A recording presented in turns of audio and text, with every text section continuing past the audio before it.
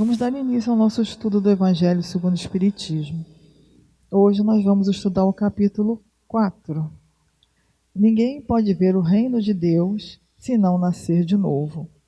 Vamos estudar os itens 1, 2, 3 e 4. Então vamos à leitura. Jesus, tendo vindo para os lados de Cesareia de Filipe, interrogou seus discípulos e lhes disse: Que dizem os homens quanto ao Filho do Homem? Quem dizem que eu sou? Eles lhe responderam: Alguns dizem que sou João Batista, outros Elias, outros Jeremias, ou algum dos profetas. Jesus lhes disse: E vós outros, quem dizei que eu sou? Simão Pedro, tomando a palavra, lhe disse: Vós sois o Cristo, o Filho de Deus vivo. Jesus lhe respondeu: Sois bem-aventurado, Simão, filho de Jonas, porque não foi nem a carne, nem o sangue que vos revelaram isso, mas meu Pai que está nos céus. Referência a São Mateus, capítulo 16, versículos 13 a 17, São Marcos, capítulo 8, versículos 27 a 30. Entretanto, Herodes, o tetrarca, ouvindo falar de tudo o que Jesus fazia, seu espírito estava em suspenso, porque uns diziam que João ressuscitara dentre os mortos, outros que Elias apareceu, e outros que um dos antigos profetas ressuscitara. Então Herodes disse: Eu fiz cortar a cabeça a João, mas quem é este de quem ouvi falar tão grandes coisas? E ele tinha vontade de vê-lo. Referência: São Marcos, capítulo 6, versículos 14 e 15, São Lucas, capítulo 9, versículos 7, 8 e 9. Item 3, após a transfiguração. Seus discípulos o interrogaram, dizendo: Por que, pois, os escribas dizem que é preciso que Elias venha antes? Mas Jesus lhes respondeu: É verdade que Elias deve vir e restabelecer todas as coisas, mas eu vos declaro que Elias já veio, e não o conheceram, mas o trataram como lhes aprouve. É assim que eles farão sofrer o Filho do Homem. Então, seus discípulos compreenderam que era de João Batista que lhes havia falado. Referência: São Mateus, capítulo 17, versículos de 10 a 13, São Marcos, capítulo 9, versículos 11, 12 e 13. Item 4, ressurreição e reencarnação.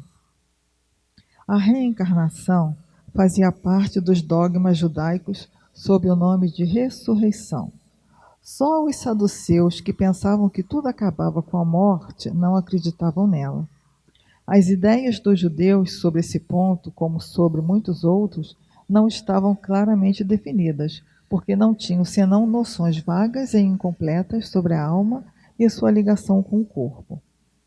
Eles acreditavam que um homem que viveu podia reviver sem se inteirarem com precisão da maneira pela qual o fato podia ocorrer. Designavam pela palavra ressurreição o que o Espiritismo mais judiciosamente chama reencarnação. Com efeito, a ressurreição supõe o retorno à vida do corpo que morreu, o que a ciência demonstra ser materialmente impossível, sobretudo quando os elementos desse corpo estão, desde há muito, dispersos e absorvidos. A reencarnação é o retorno da alma ou espírito à vida corporal, mas em um outro corpo, novamente formado para ela, e que nada tem de comum com o antigo. A palavra ressurreição poderia assim se aplicar a Lázaro, mas não a Elias nem aos outros profetas. Se, pois, segundo sua crença, João Batista era Elias, o corpo de João não podia ser o de Elias, uma vez que se tinha visto João criança e se conheciam seu pai e sua mãe. João podia, pois, ser Elias reencarnado, mas não ressuscitado. Fim da leitura. Então vamos dar início ao nosso estudo, e conosco nessa noite, para facilitar e auxiliar na reflexão do estudo, nós vamos convidar o nosso amigo Adriano Passos. A todos aqui presentes e aos amigos que nos acompanham pelas redes sociais, desejamos um bom estudo e boas reflexões. Meus irmãos, mais uma vez aqui reunidos para poder fazermos um estudo, e hoje nós vamos garimpar, ou melhor, lapidar o que já foi garimpado dentro do Evangelho de Jesus, o que é a reencarnação. Toda a Bíblia, os Evangelhos, né?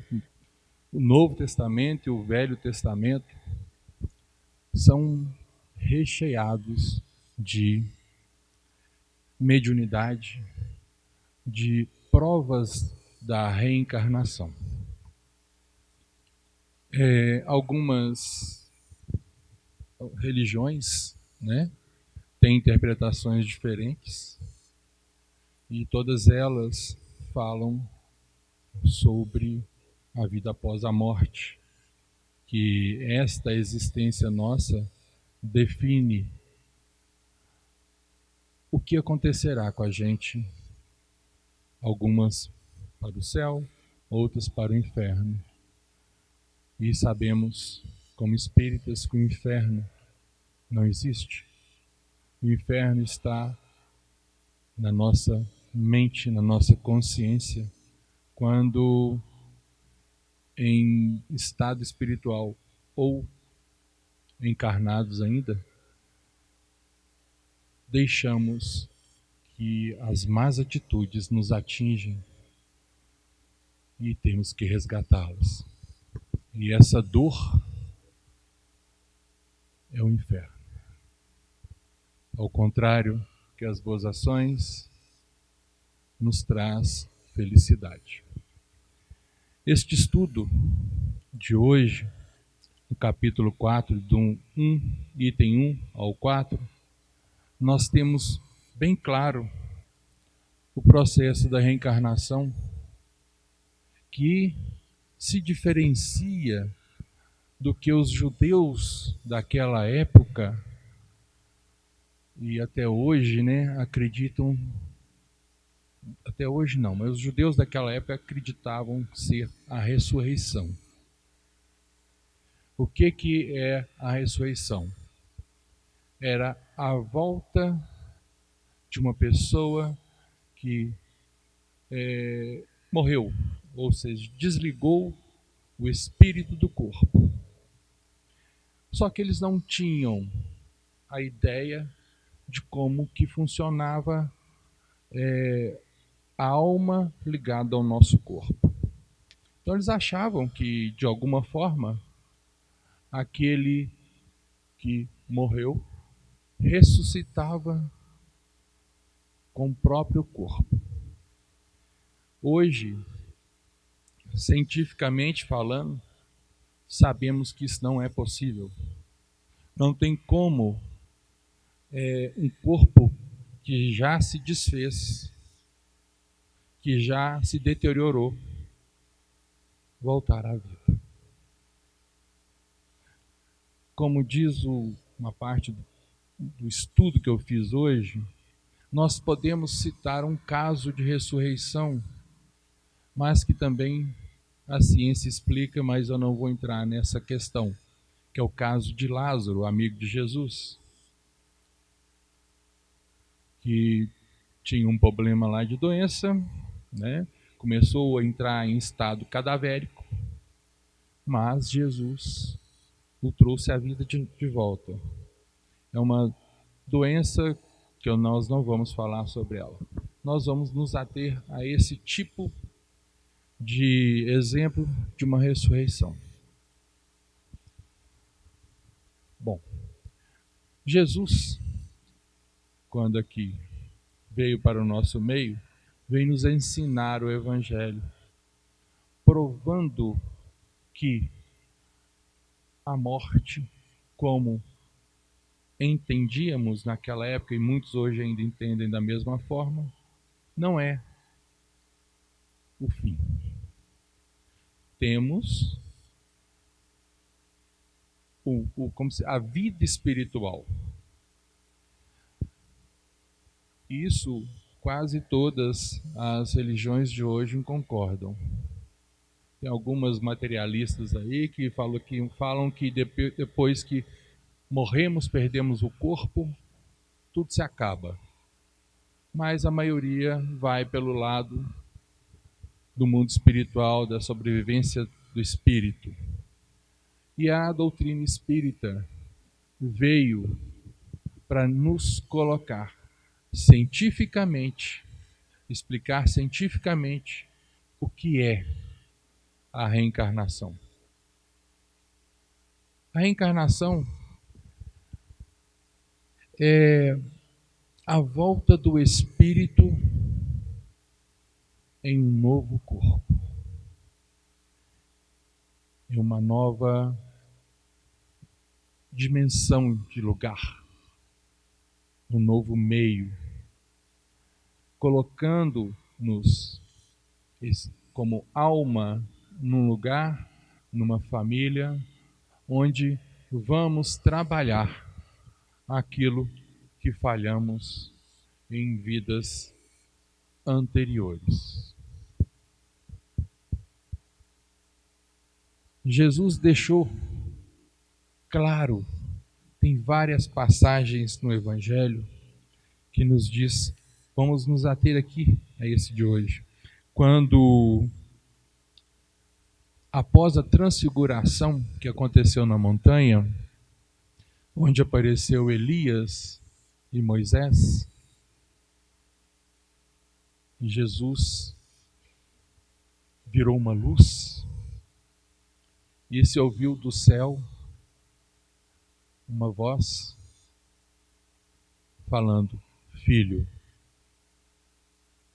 Todos nós somos filhos de Deus, mas naquele instante e dentro da terra, até hoje, o mais próximo de Deus que veio aqui foi Jesus. Por isso essa diferenciação dele.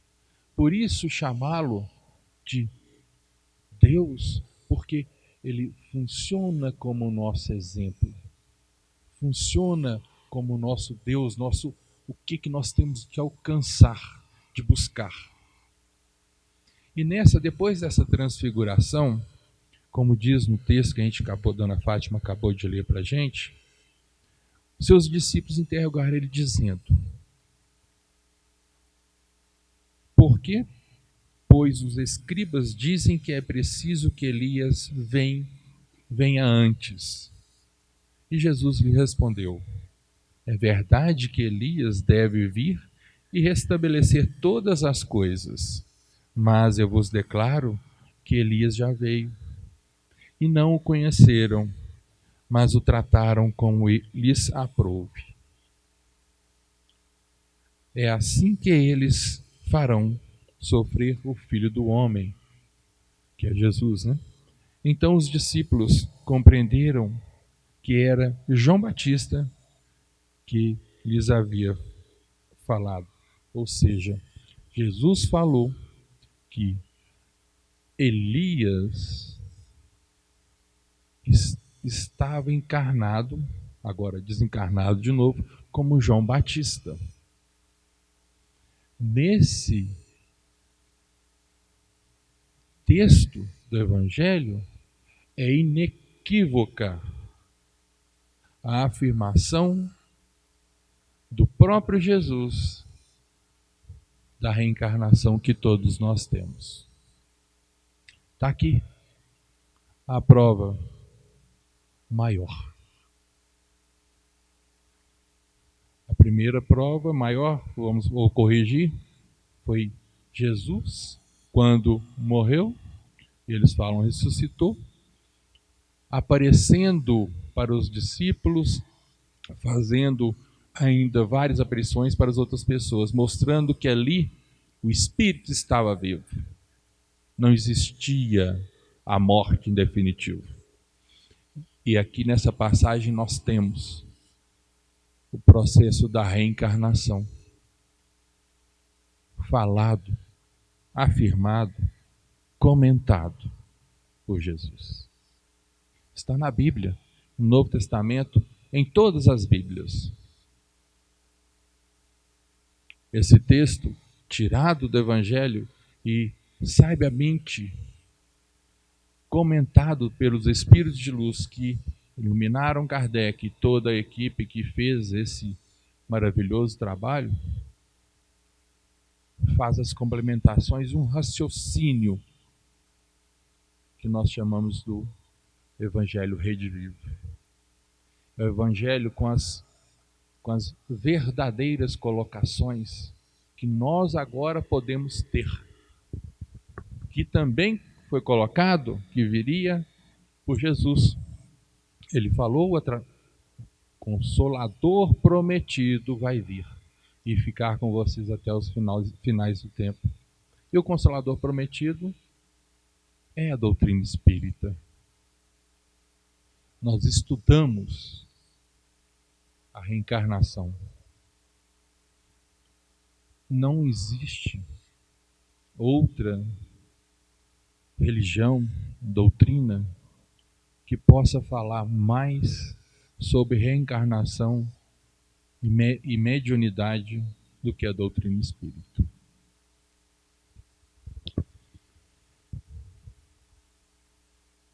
O Herodes, que era o rei naquela época, que João Batista foi decapitado,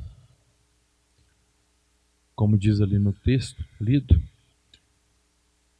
ficou sabendo das maravilhas que Jesus fazia e foi questionar o que estava acontecendo. Aí uns estavam falando para ele que era o João Batista que tinha ressuscitado. E olha a sabedoria de Herodes. O que ele fez para acabar com aquela existência do João Batista? Decapitou. Ele pensou lá, né? Estou deduzindo aqui. Tá. Para ressuscitar, utiliza o corpo. Se o corpo estiver num lugar e a cabeça em outro, não vai ter como ele ressuscitar. Então, ele fala aqui no texto: eu fiz cortar a cabeça de João Batista, mas quem é este de quem ouvi falar tão grandes coisas? Então quer dizer que, olha aqui, Herodes sabia, não é à toa que era um rei, uma pessoa importante, sabia que através da ressurreição precisa do corpo. Estando o corpo sem a cabeça, não tinha como. Então ele sabia, através dessa dedução dele, dedução minha aqui, que não poderia ele, João Batista, ter ressuscitado. Então ele queria saber o que estava acontecendo. Quem que era aquele? E mais uma vez aqui, prova-se o fenômeno da reencarnação. Prova-se que não é ressurreição.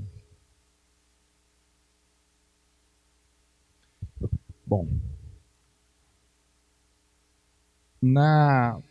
no item 4, nós temos aqui que os judaicos tinham esse processo da reencarnação, eles sabiam que voltávamos à vida, entre aspas, né? E não tinham explicações a respeito disso. Então eles achavam que ressuscitava de alguma forma, a pessoa ia ali, voltava. E como não tinham esse conhecimento, aceitava como ressurreição, ressuscitar. O Espiritismo, explicando esse processo da reencarnação, onde colocou que o retorno à vida não seria no mesmo corpo, mas sim o mesmo espírito, com a mesma alma, trazendo ainda nos arquétipos mentais todo o conhecimento e os desafios de vidas pretéritas, de vidas passadas. Porque cada um de nós aqui presentes sabe aonde que mais somos burilados, onde mais somos exigidos. Cada um de nós aqui tem um desafio maior e outros menores ou maiores ainda. Podem ser que surgem em uma fase da vida, nós passamos por ele, conseguimos passar, aprendemos com aquilo ali, e aquilo ali vai ficar guardado para nossas existências futuras.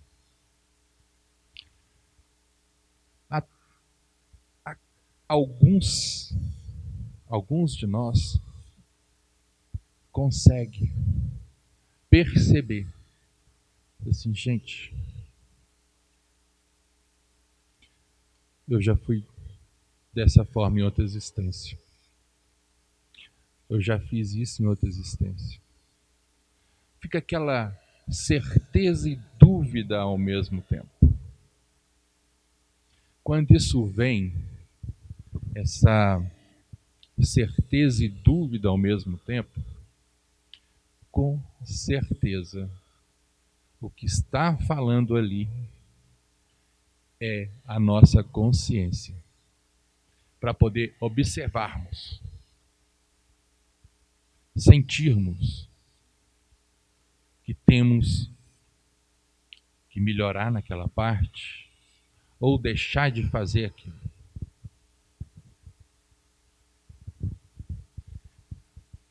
Quando a gente faz alguma coisa muito drástica, errada, no outro dia, ou alguns instantes depois, nós pensamos, por que eu fiz isso?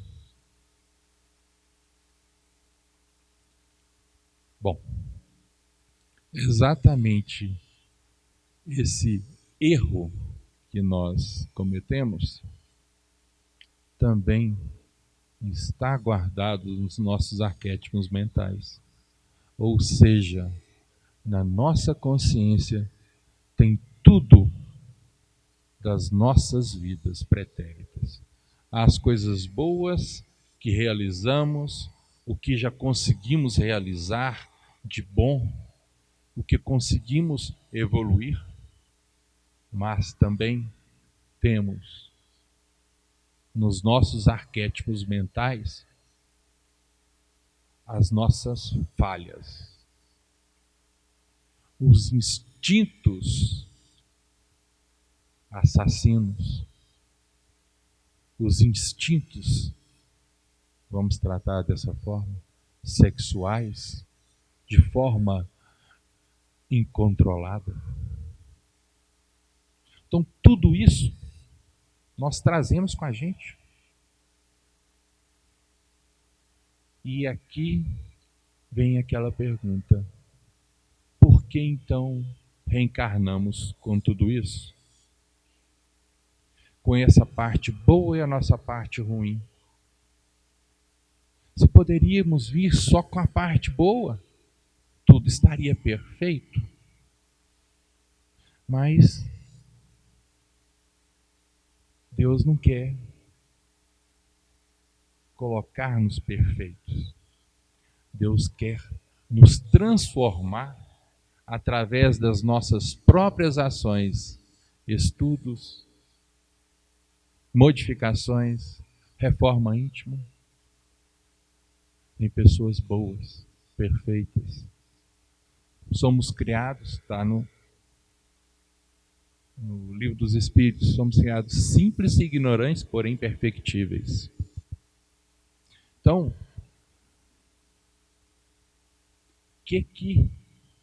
por que Jesus ia vir aqui para poder ensinar para a gente?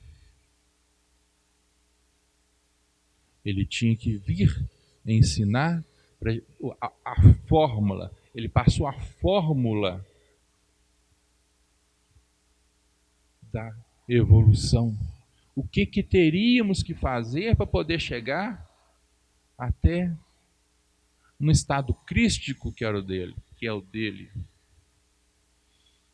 mais perto de Deus. É o que está no Evangelho. É o que é colocado para a gente nos Evangelhos. Então, a reencarnação para a gente é uma dádiva. É uma possibilidade de crescimento, de evolução. A reencarnação é o amor de Deus nos colocando. Olha, Adriano, eu vou te colocar de novo em um novo ventre, com um novo corpo, uma nova aparência. Você vai esquecer de algumas coisas e vai lembrar de outras. Você vai saber o caminho que precisa de trilhar e vai ter os desafios dos caminhos que você quer. Com o seu livre-arbítrio, você vai provocar a sua evolução. Olha que lindo.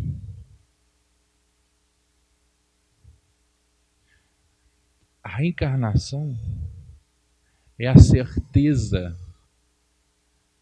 que o inferno não existe. Que o inferno está na gente. Através da reencarnação, nós extirpamos. Seria interessante conseguirmos extirpar todo esse inferno que está dentro da gente. Mas extirpamos em parte. Se a gente cumprir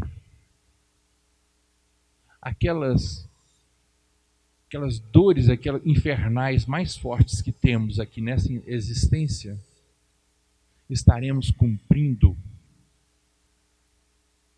a maior parte, se não toda, do nosso projeto reencarnatório. O que nós nos propomos resgatar aqui e agora, com as famílias, com os amigos, com a comunidade que estamos colocados. Dentro da reencarnação não existe destino, existe possibilidades. Algumas invariáveis e outras variáveis, transformando a existência mais leve, mais suave, mais amorosa, dando aquele salto quântico, de acordo com a minha vontade, com o meu livre-arbítrio, da forma com que eu trato o próprio meio que eu estou, que nós estamos. Tem um texto que eu separei aqui,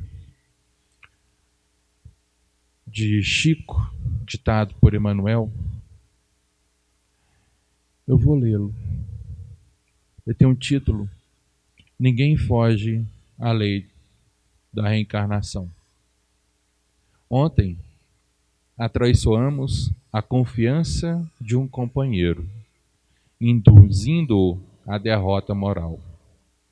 Hoje, guardamo-lo na condição do parente difícil que nos pede sacrifício incessante.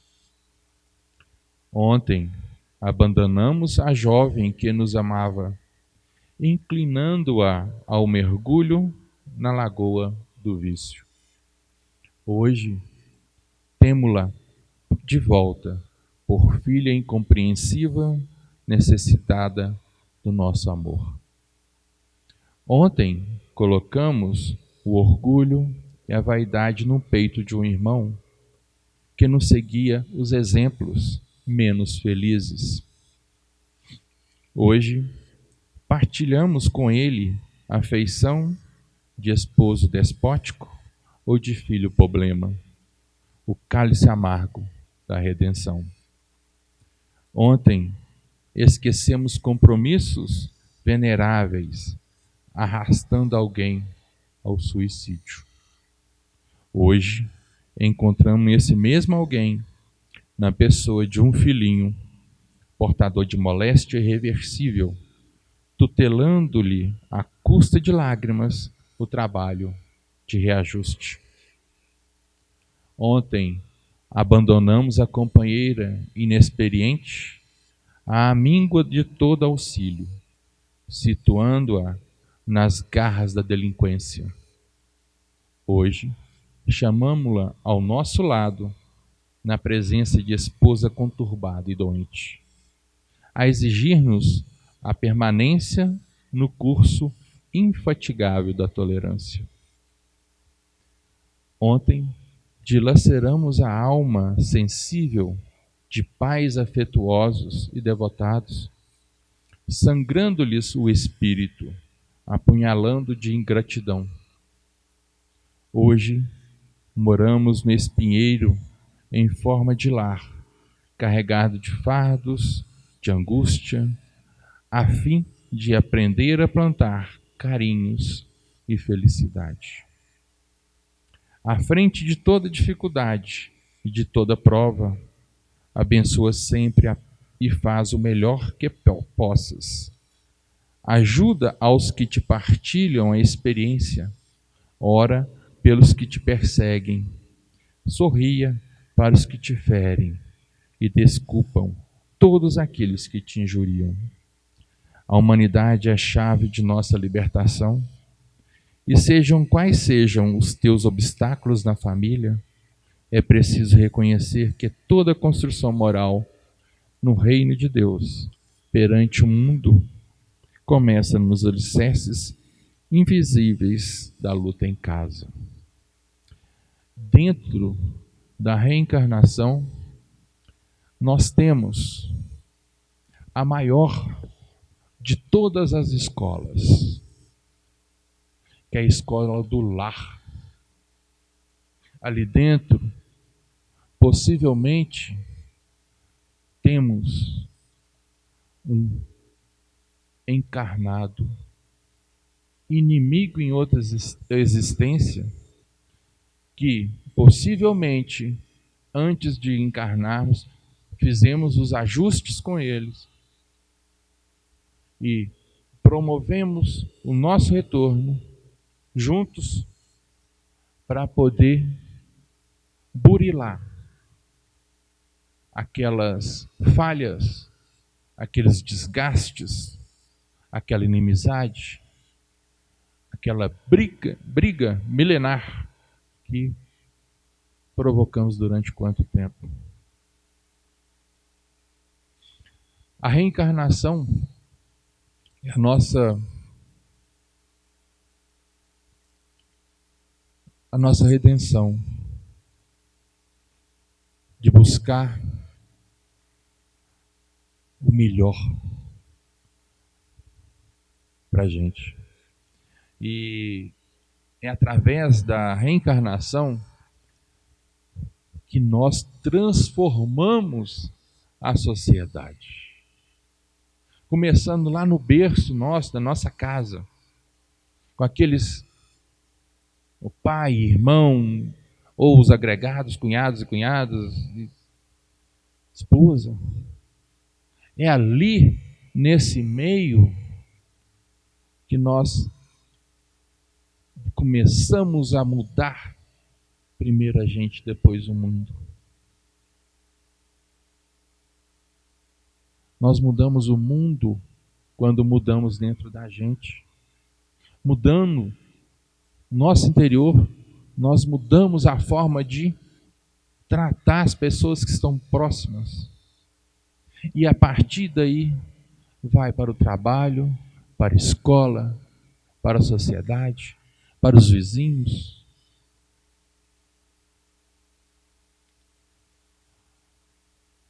Se a reencarnação nos possibilitasse pegar e buscar todos os nossos erros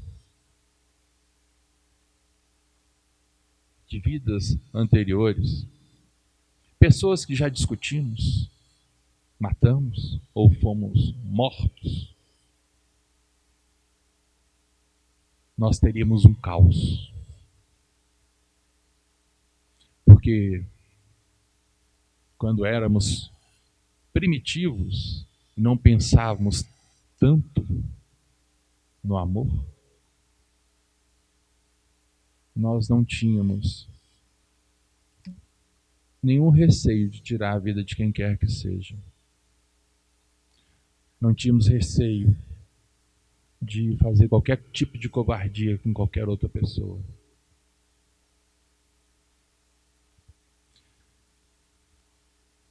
A maior covardia que fazemos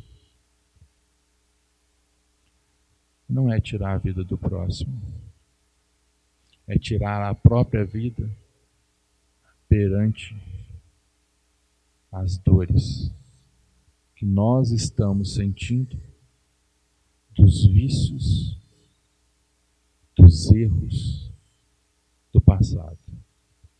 Mas a misericórdia de Deus, a justiça e a bondade dará novamente oportunidade, talvez um pouco mais dolorosa, mas vai dar, porque Ele falou que todos nós, todos, sem exceção, vamos estar na casa do Pai. Obrigado e boa noite.